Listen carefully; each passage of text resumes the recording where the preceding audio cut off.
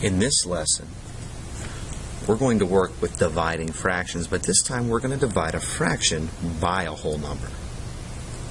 My fraction we're going to work with is 2/4, and we're going to divide that by 5. Now remember, anytime you see division of fractions in a word problem, your first number, your dividend, is going to be what's being shared. It might be a pizza that's being shared.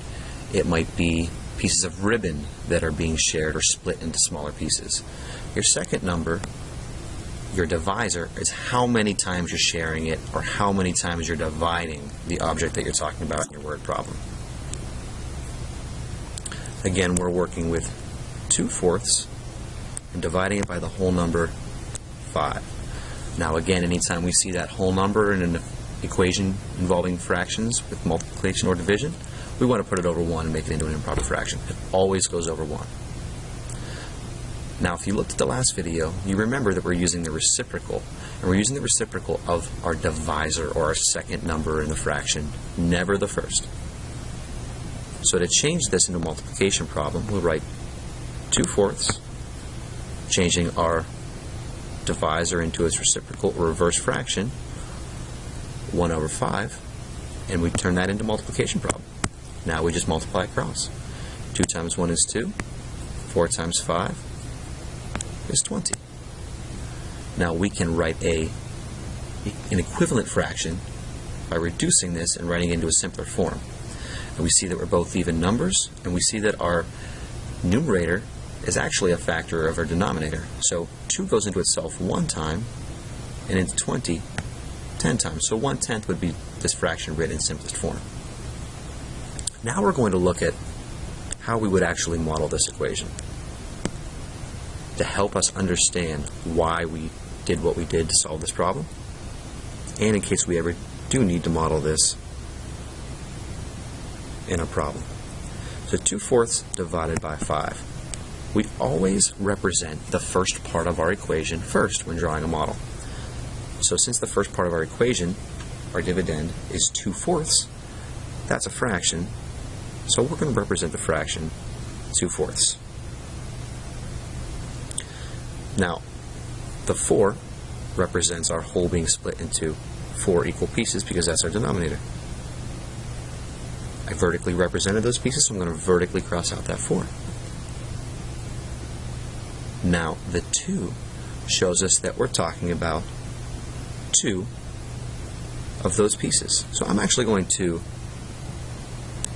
shade in those 2 pieces.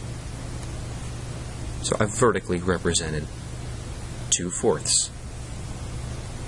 So I will vertically cross out my 2 since we are finished. Now, if we were using the brownie pan analogy like we do in class, we would say we had 2/4 of a brownie pan and we shared it with 5 friends. So now I want to show, if we shared those 2/4 with 5 people, how much would each of those 5 people get? Well, I'm going to separate my whole into 5 sections now, and I'm going to do that horizontally since I represent my 2/4 vertically. Now I have my 5 represented. So each of the times I drew a horizontal section for my 5, that was like sharing it one more time. So we have it shared this time, this time, this time, this time, and this time, 5 separate times. You could say friend 1, friend 2, friend 3, friend 4, and friend 5. Now how much did each friend get? Or how much is 2/4 divided by 5? Well, we look at the section that we have shaded that is also represented by a vertical section. We see that each person got 2 of these pieces. So we know our numerator is going to be 2. How many pieces is my whole split up altogether? And we see that if we count 1, 2, 3, 4, 5, 6, 7, 8, 9, 10, 11, 12, 13, 14, 15, 16, 17, 18, 19, 20. 20.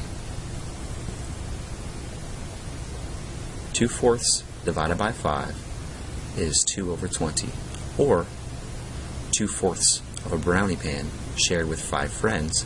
Each friend would get 2 out of 20 pieces, and we can reduce that to 1/10.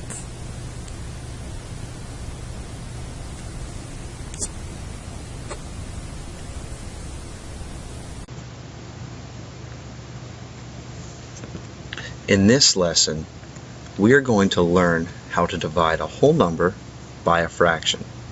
We're going to use the number 4, and we're going to divide it by the fraction 2/3. Right away from old lessons, you should know that anytime you're multiplying or dividing using fractions and you have a whole number such as this 4, you need to turn it into an improper fraction simply by putting it over 1.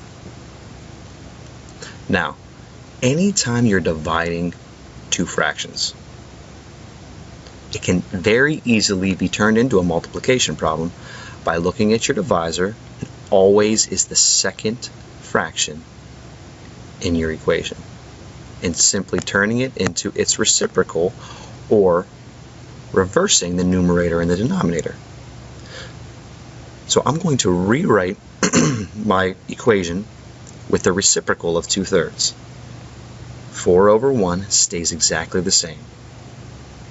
And 2/3 is going to change to 3 over 2. Now when we do this, like I said, it changes our problem to a multiplication problem. Now we simply multiply across our numerators and across our denominators to get our new fraction or our product. 4 times 3 is 12. 1 times 2 is 2. Right away you notice this is an improper fraction, so we need to divide. 12 divided by 2 would equal 6. And there is 0 out of 2 remaining when we divide 12 by 2. So instead of writing that 6 and 0 over 2, we simply write 6 as our answer. Now to model this math that we just did, and to help it be a little easier to understand, I'm going to show us, I'm going to start back with 4, our original problem, 4 divided by 2/3. Now anytime we're modeling an equation, we want to start with our first number, or our first part of our equation. In this case it's 4. 4 is a whole number. So I'm going to represent that 4 by showing 4 wholes, or as we've talked about it in class, 4 brownie pans. Now I've represented my 4, so I'm going to cross that out. The next I want to look at my next fraction, or my divisor, 2/3. We have the 4 and we're dividing it into 2/3. Or in other words, we want to see how many 2/3 there are in 4. So first I'm going to look at my denominator, and that's 3. I want to split each of my 4 wholes into groups of 3, because the denominator tells me how many equal pieces I have in my wholes. So I vertically represented 3 pieces in each box, so I'm going to vertically cross out my 3. And now I want to find out how many groups of 2 we have in our 4 wholes. So one way you could do that is you could circle every time you see 2 separate pieces in our 4 wholes. Another strategy is you could actually just number them. So I'm going to number each time I see 2 separate pieces. 1, 1. Here I have 1 group of 2. 2, 2. Here I have 2 groups. 3 groups. 4 groups. 5 groups. And 6 groups. I simply looked for how many times I saw 2, because that was our numerator, in my 4 pieces, or my 4 wholes. So we see we have 1, 2, 3, 4, 5, 6. And there's none remaining, so our answer is 6. Remember, when you're dividing fractions, you look at your second part of your equation, which is your divisor, and you turn it into its reciprocal or reverse fraction and then you can multiply.